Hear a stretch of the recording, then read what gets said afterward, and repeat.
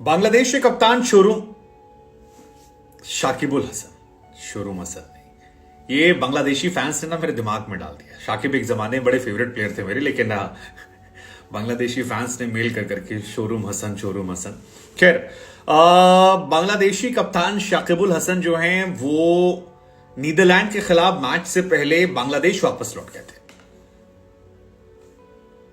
यार, बांग्लादेश इस पूरे सीजन में कंट्रोवर्सी में घिरी रही है। वो जब खेलने आ रहे थे तमीम इकबाल को बैठा दिया, जबरदस्त कंट्रोवर्सी हुई, आपस में देश में फैंस जो हैं सारे लड़ने लगे। शाकिब को दुनिया भर की बद्दुआएं लगी और उस बद्दुआओं का असर यह था कि टीम जो है वो संघर्ष पर संघर्ष करती रही, क्योंकि एक मैच सिर्फ इस टीम ने जीता है। मतलब बाकी टीम जो है वो लगातार फ्लॉप हुई है। बांग्लादेश ने 5 मुकाबले खेले, 5 में सिर्फ 1 जीते, 4 में हार का सामना करना पड़ा।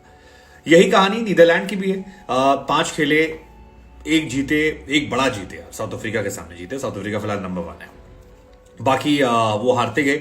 लेकिन शाकिबुल हसन टीम को छोड़कर वापस बांग्लादेश गए और एक शख्स से मुलाकात करने के लिए गए। और ये खबर बड़ी हैरान करने वाली है, क्योंकि पूरी टीम जो है वो कोलकाता पहुंची थी, वहां उससे मैच खेला था।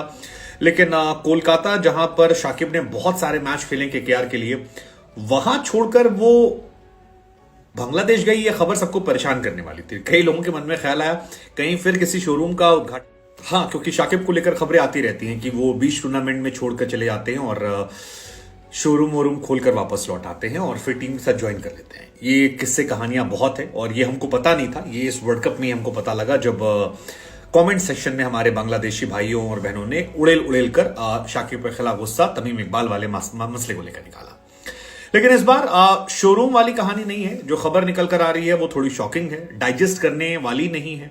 अब हो सकता है शोरूम ही हो, लेकिन डाइजेस्ट करने वाली मेरे लिए तो नहीं है। खबर यह आई कि शाकिबुल हसन जो हैं वो अपने मेंटोर नजमुल अबेदीन साहब से मिलने ढाका गए थे। अब आपको लगेगा कि यार मेंटोर से मिलना था तो मेंटोर को बुला लेते।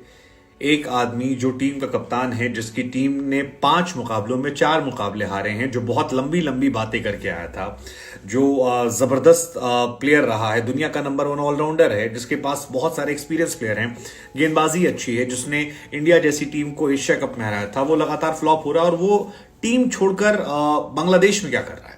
क्योंकि बांग्लादेश की कंडीशंस अलग है, इंडिया की कंडीशंस अलग है। लेकिन जो खबर निकल कर आई वो ये कि शाकिब को अपने कोच के मेंटोर के साथ प्रैक्टिस करनी थी और शाकिब ने डिसाइड किया कि वो प्रैक्टिस इंडिया में नहीं करेंगे, वो मेंटोर के साथ प्रैक्टिस करेंगे, लेकिन ये प्रैक्टिस होगी बांग्लादेश में। कोई लॉजिक है इस बात का? मतलब पाकिस्तानियों को वीजा नहीं मिलता, बांग्लादेश वालों को मिलता है, वहां से खैर, शाकिबुल हसन जो हैं वो बांग्लादेश पहुंचे, शेर बांग्ला स्टेडियम गए, वहां पर 2-3 घंटे प्रैक्टिस की और थ्रो डाउन की प्रैक्टिस कहा जाता है की गई। 3 दिन प्रैक्टिस वहां पर की। अब ये 3 दिन की प्रैक्टिस में क्या वो सीख लेंगे, क्या वो कर लेंगे जो उन्होंने 10-15 साल क्रिकेट में नहीं सीखा, ये मेरी समझ से परे, लेकिन ऐसा हुआ है। शाकिबुल हसन इस वर्ल्ड कप में बल्ले से संघर्ष करते नजर आए हैं। 4 मैचेस खेले हैं, एक भी अर्धशतक नहीं है। 2019 में जब वो खेल रहे थे तब जबरदस्त बल्लेबाजी की थी। न्यूजीलैंड के सामने 40 रन बनाए थे, हालांकि उस मैच में भी अपना विकेट जो है वो गवा दिया था और उसकी वजह से हार हो गई थी बांग्लादेश की। लेकिन कोलकाता में मैच के बीच में शाकिब का वहां जाना और वहां से यहां लौटना, आपको लगता है ये लॉजिक वाली बात है, या वहां जाने से कुछ एक्चुअली में ऐसा बदल सकता है? पता नहीं, मुझे नहीं पता। लेकिन तस्कीन अहमद, जिन्हें इस पिछले मैच से बाहर रखा गया था, जो सीनियर बॉलर हैं उन्हें बाहर रखा गया था इस मैच से पहले, उनका कहना है कि यार बल्लेबाजों की मददगार विकेट है इसलिए हम हार रहे हैं, क्योंकि बॉलर्स हमारे अच्छे हैं और उनको इंपैक्ट लगने वाली बात नहीं है। मतलब ये भी कोई लॉजिक वाली बात नहीं है कि बल्लेबाजों की मददगार विकेट है। कई टीमें ऐसी हैं जिन्होंने अच्छी गेंदबाजी की है, जिसके पास क्वालिटी बॉलर्स हैं, उन्होंने अच्छी गेंदबाजी की है। और बांग्लादेश की पिचेस वैसे भी एक तरह की कंडीशंस के लिए जानी जाती है। इंडिया में कई पिचेस हैं जो अलग अलग तरह कंडीशंस दे रही हैं, जैसे चिन्ना स्वामी में अलग कंडीशन है, चेन्नई में, लखनऊ में अलग कंडीशंस है, वानखेड़े अहमदाबाद में अलग है। जहां पर खेलने जा रहे हैं कोलकाता, वहां हाँ ये वही ग्राउंड है कोलकाता का जहां पर रोहित शर्मा ने किस जमाने में 264 रन ठोक दिए थे, तो काफी ज्यादा होते हैं। यहां पर 31 मैचेस में जो 18 बार बल्लेबाजी जिस टीम ने ओपनिंग की है वो जीती है और 12 बार वो टीम जीती है जो चेस करती हुई नजर आई है। दोनों टीम की तरफ से अपने अपने दावे किए गए। एडवर्ड जो है वो दावा कर रहे हैं कि अभी भी उन्हें उलटफेर करना है। आप नीदरलैंड को किसी भी दिन हल्का नहीं सकते। वो ऑस्ट्रेलिया के सामने अलग बात है, 90 पर ऑल आउट हुए थे, बहुत झटका लगा था, लेकिन वो वही टीम है जिसने साउथ अफ्रीका को झटका दिया था, कई और टीमों के खिलाफ अच्छा खेला था। So you can never underestimate Netherland, specially उनके लोअर ऑर्डर, उनकी गेंदबाजी को।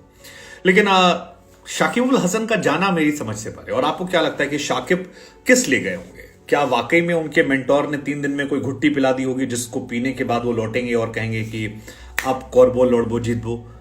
मतलब इस बात का कोई लॉजिक है? और क्या इतना मेस होने की वजह से बांग्लादेश क्रिकेट में ये इश्यूज हुए? और भी कई इश्यूज है। मुझे लगता है कि मुशफिकुर और महमूदुल्लाह को इतना नीचे खिलाना, जो अच्छी फॉर्म में है, अच्छी बल्लेबाजी करते हैं, ये एक बड़ा फैक्टर है। टीम सिलेक्शन थोड़ा इफ बट क्वेश्चन वाला है। सो बांग्लादेश के पास अपने बहुत सारे इश्यूज हैं, लेकिन मुझे लगता है कि अगर इस वर्ल्ड कप में शाकिब भी बुरी तरह हार कर जाते हैं तो फिर उनका भी बाबर आजम होना तय है, क्योंकि बांग्लादेश में क्राउड भरा बैठा है। तमीम इकबाल के जो सपोर्टर्स होंगे, वहां के लोग होंगे, वो भी इनके साथ हो सकता है। बट